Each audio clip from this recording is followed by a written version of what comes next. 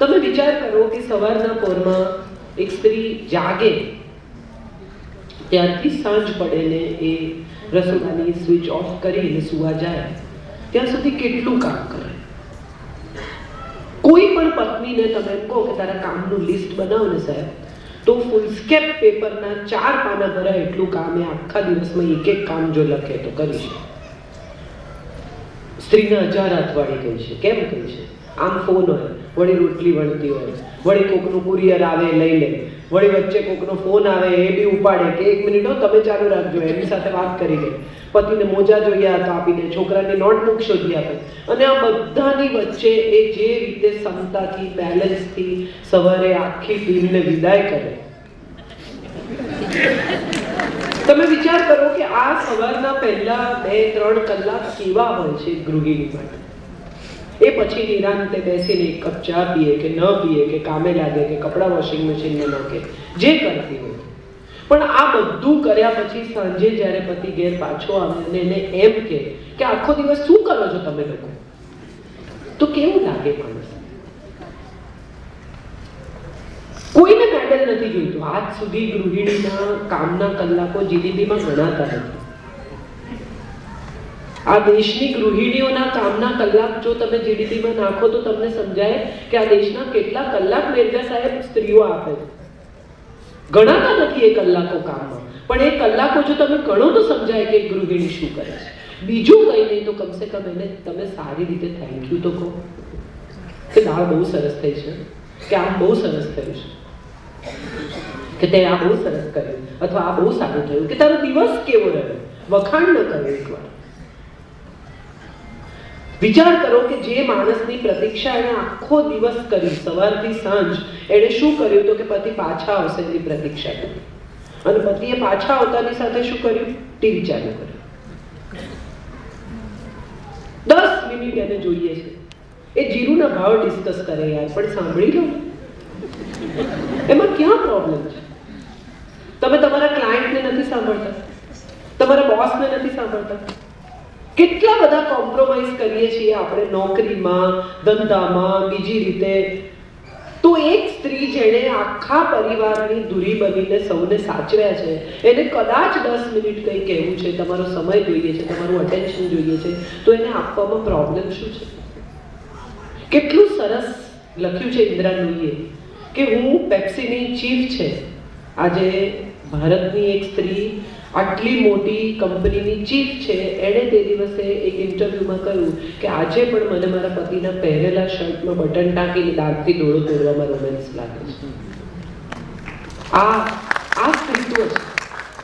અને આનો સાદો દાખલો આપું તમને કે 3 વર્ષની છોકરી હોય એને તમે રમકડું આપો, આ નાની બેબી બેઠી છે, એને તમે ઢીંગલી આપો તો એને તમારે શીખવવું ન પડે કે માં કેવી રીતે થવાનું, વાલ કેવી રીતે કરવાનું, નજાકત શું કહેવાય. એ કેટલું સરસ રીતે ઢીંગલીને હેન્ડલ કરે. અને તમે આ દીકરો બેઠો છે એવા છોકરાને ઢીંગલી આપો, એ પહેલા હાથ છૂટા પાડે, પછી પગ છૂટા પાડે, પછી હાથની જગ્યાએ પગ લગાવે, પગની જગ્યાએ હાથ લગાવે, પછી જુએ કે આ પ્રાણી કેવું લાગે છે. આ સ્પીશીસ છે, આ કુદરતે બનાવેલી 2 જુદી ડિઝાઇન છે, 2 જુદા ઇમોશન્સ છે, 2 જુદા બ્રેન છે, 2 જુદી માન્યતાઓ છે, 2 જુદા ઉછેર છે સાહેબ. હજી પણ આ દેશમાં દીકરાને જે રીતે ઉછેરવામાં આવે છે એવી રીતે દીકરીને ઉછેરવામાં આવતી નથી. અને કેટલાક ઘરોમાં એમ કહેવામાં આવે કે તમે તો અમારી દીકરીને દીકરાની જેમ ઉછેરી છે, તો તમે આપોઆપ જ સ્વીકારો છો કે દીકરાનો ઉછેર બેટર છે. હું મારી દીકરીને દીકરાની જેમ ઉછેરું છું એનો અર્થ જ કે દીકરાનો ઉછેર સારો હોય એટલે હું એને સારી રીતે ઉછેરું છું, દીકરાની જેમ. સવાલ એ છે કે દીકરાની જેમ ઉછેરો છો કે દીકરીની જેમ ઉછેરો છો, એની બહાર નીકળીને એણે કોઈકની સાથે સમાધાન કરીને, કોઈકની સાથે સમજણથી, સ્નેહથી, વાલથી જીવવાનું છે, એ શીખવી લેવું છે. કેટલી મમ્મીઓ એના દીકરાને એવું કહે છે કે બેટા બહેન વાસણ ઘસે તો તું લૂછી મૂકી દે. એક દિવસ ઘરમાં કામવાળો ન આવ્યો હોય તો કેટલી મમ્મી એવું કહે કે બેટા બહેન વાસણ ઘસે છે અથવા હું ઘસું છું, જો બહેન ન હોય તો તું ચાલ લૂછીને વાસણ ગોઠવવામાં મારી મદદ કર. કેટલી મમ્મી એવું કહે છે કે તને જેવું આવડે મને એક કપ ચા કરી આપ, તારા બટન જાતે ટાંક, તારું કબાટ જાતે ગોઠવ, તારા રૂમ જો અલગ હોય તો એની ચાદર જાતે પાથર. આપણે નથી શીખવતા આપણા દીકરાઓને. આપણે લાડ એટલા કરીએ છીએ કે આપણને એવું લાગે છે કે ના ના, પુરુષ તે કઈ આવું કરે.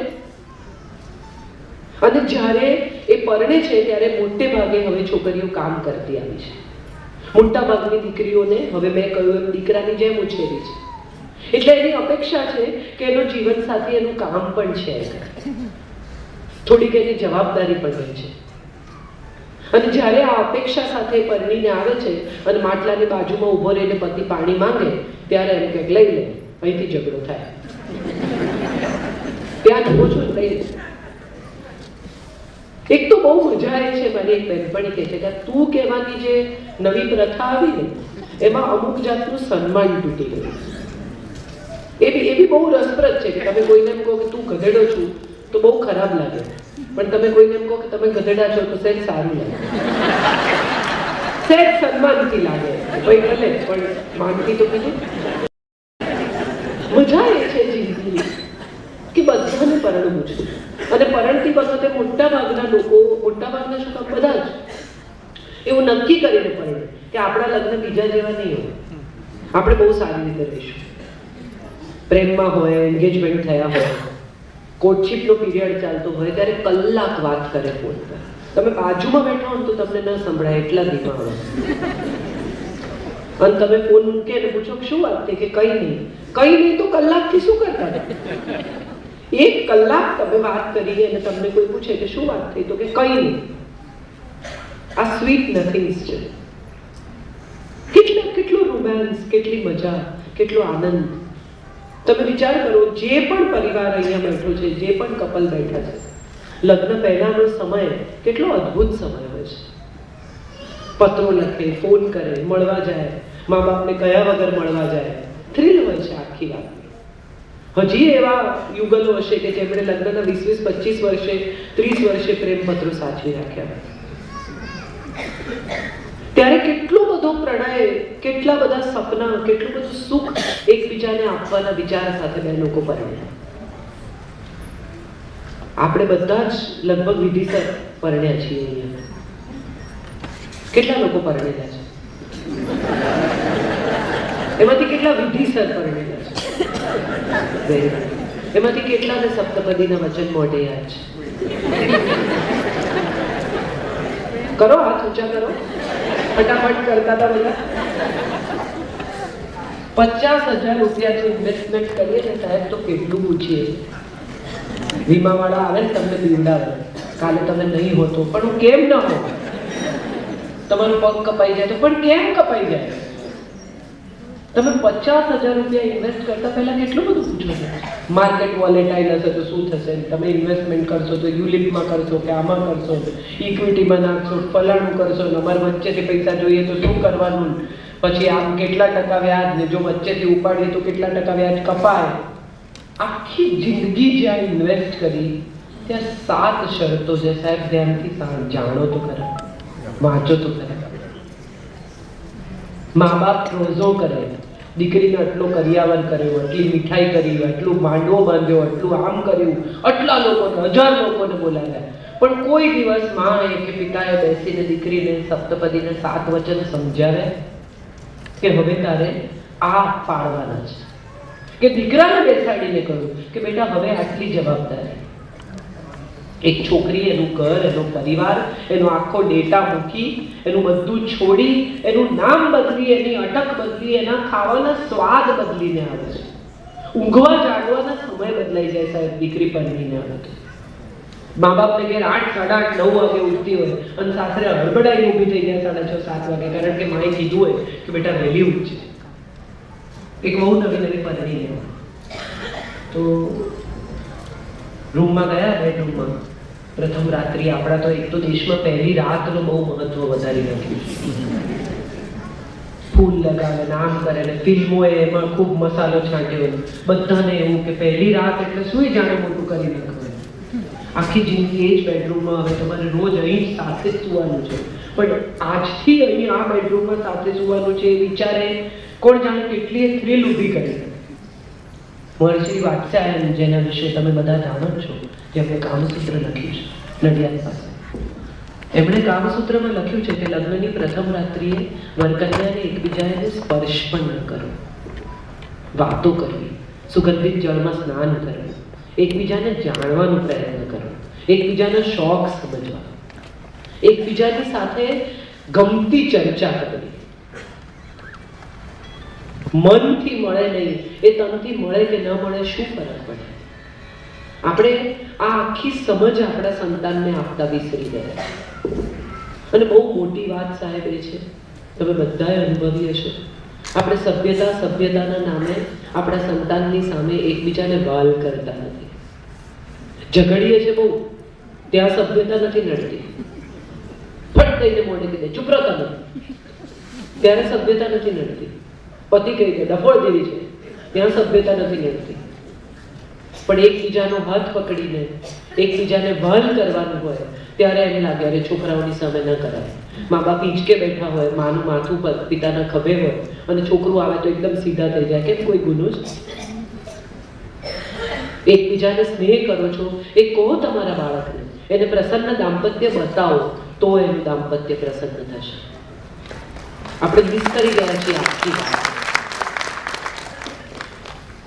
50 વર્ષના થયા ત્યાં સુધીના લોકોના દાંપત્ય હજી સુખી છે, 50, 55, 60ના.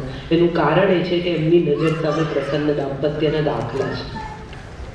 હવેના નવા પેઢીના છોકરાઓ જે વારંવાર લગ્નો તૂટે છે કે વારંવાર બ્રેકઅપ થાય છે, એનું મોટું કારણ એ છે કે એમની નજર સામે પ્રસન્ન દાંપત્યના દાખલા જ નથી.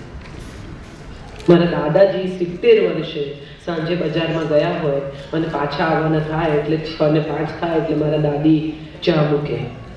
મારા દાદાજી આવે અને થેલીમાંથી ગજરો કાઢીને આપે. મારા દાદીના આટલા વાળ રહ્યા હતા સફેદ, અને છતાં એ ગજરો કાઢીને આપે. મારા દાદી પહેરે આનંદથી.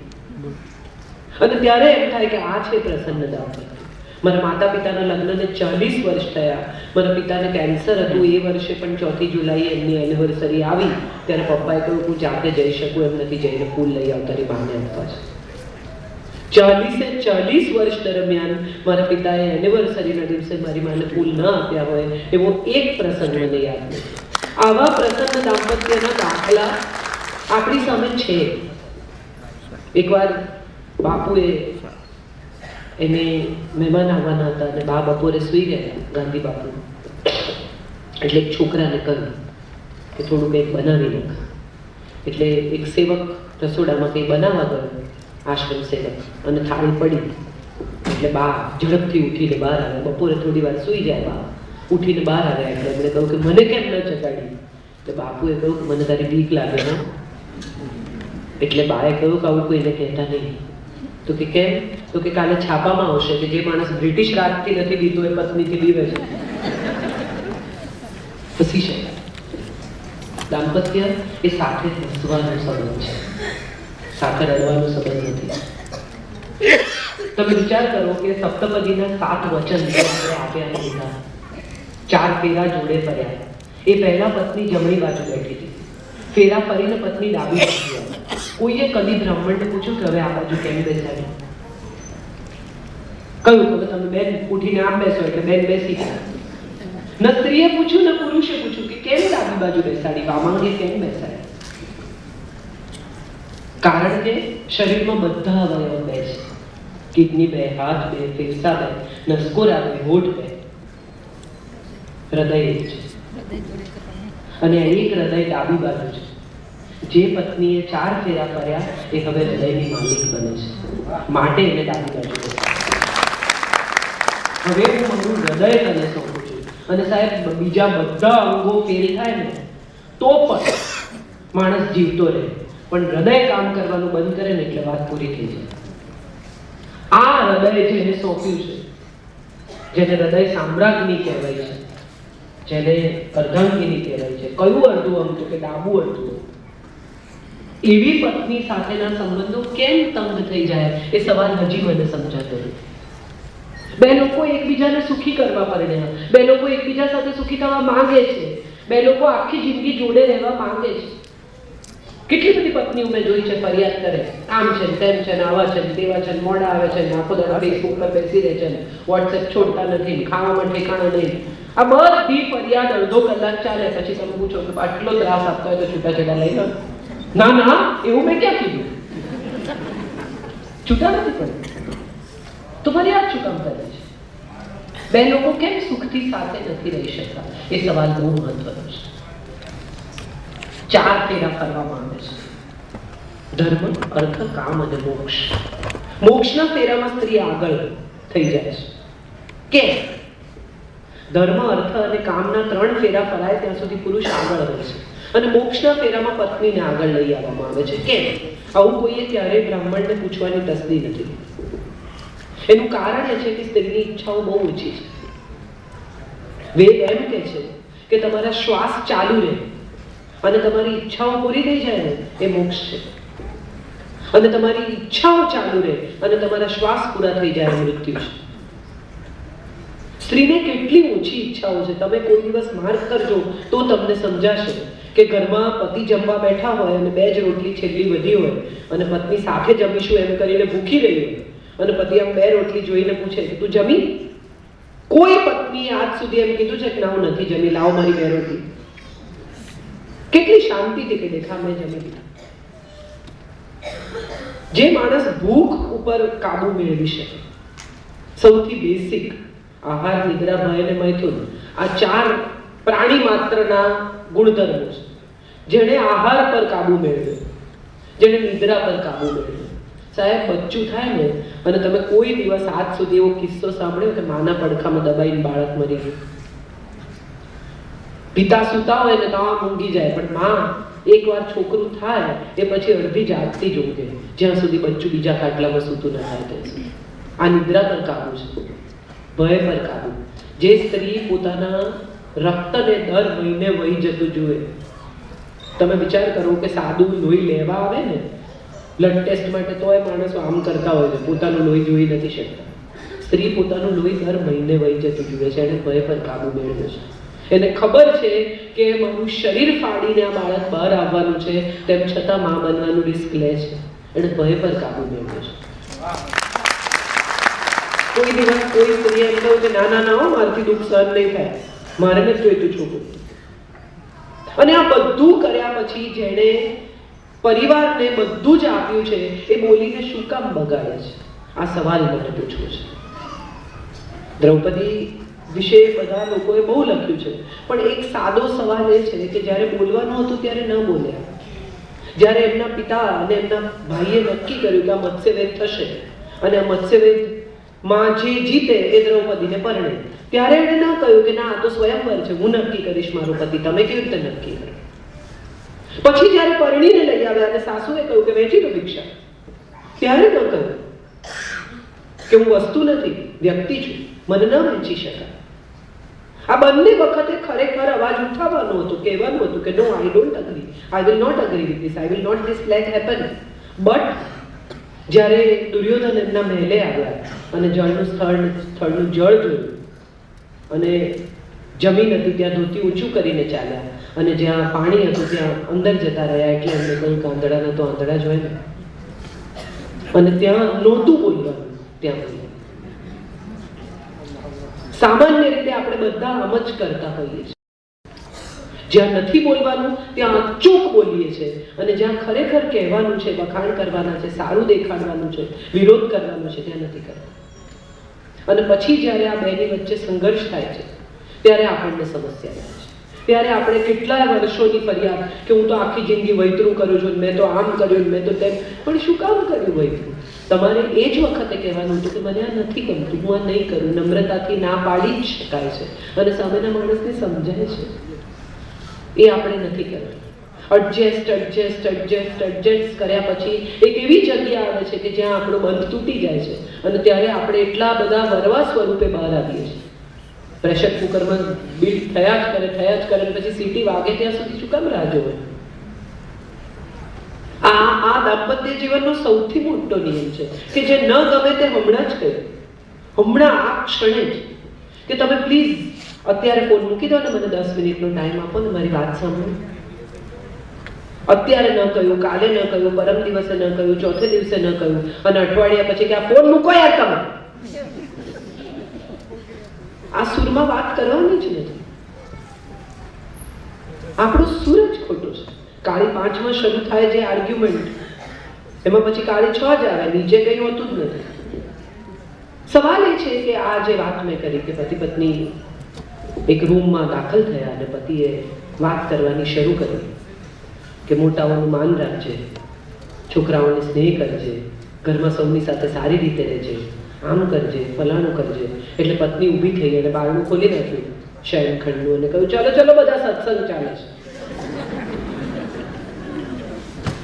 આપણે એવું માની લીધું છે કે રોમાન્સની વાત એટલે માત્ર શરીરની વાત.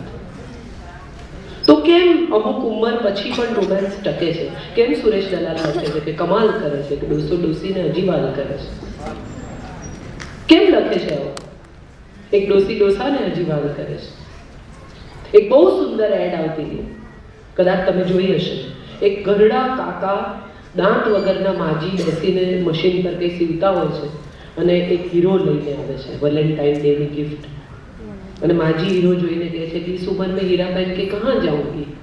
અને ત્યારે કાકા એને કહે છે કે हीरे को तुम्हारी उम्र का क्या पता? પ્રેમ કરવાની કોઈ ઉંમર નથી હોતી. અંકિતભાઈ